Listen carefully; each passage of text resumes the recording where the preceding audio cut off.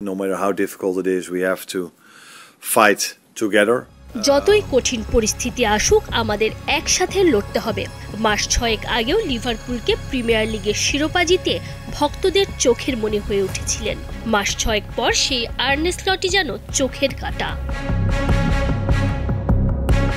Premier league, champions লিগে একের পর এক হারে 71 বছরের মধ্যে সবচেয়ে বাজে সময় পার করছে লিভারপুল। চাপ বাড়ছে কোচের ওপর। অ্যানফিল্ডে বুধবার চ্যাম্পিয়ন্স লিগের ম্যাচে ডাচ ক্লাব পিএসভি আইনধোভেনের বিপক্ষে 4-1 গোলে হারের পর থেকেই চারপাশে উঠছে নিন্দার ঝড়।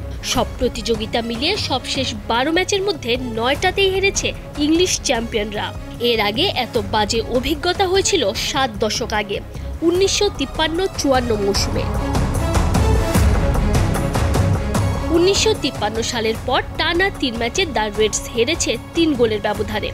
5 দিনেই ঘরের মাঠে হজম করেছে 7 গোল, আর তাতেই কোচের উপর বেজায় চটেছেন অ্যানফিল্ডের কিংবদন্তি জ্যামি ক্যারাগার।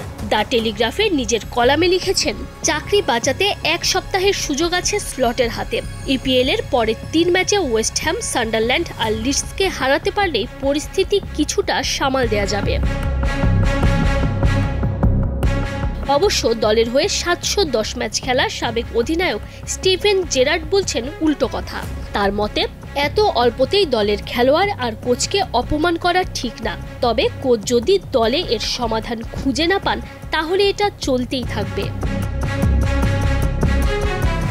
প্রিমিয়ার লিগের শিরোপা ধরে রাখার মিশনে লিভারপুল নেমে গেছে পয়েন্ট টেবিলের 12 নম্বরে। চ্যাম্পিয়ন্স লিগের প্রাথমিক পর্বেও তাদের অবস্থান 13তে। তাই দলকে পারফরমেন্সে ফিরিয়ে সমালোচকদের মুখ বন্ধ আর নিজের চাকরি বাঁচানোই আর্নে স্লটের জন্য বড় challenge. Tanjim Osif, star news.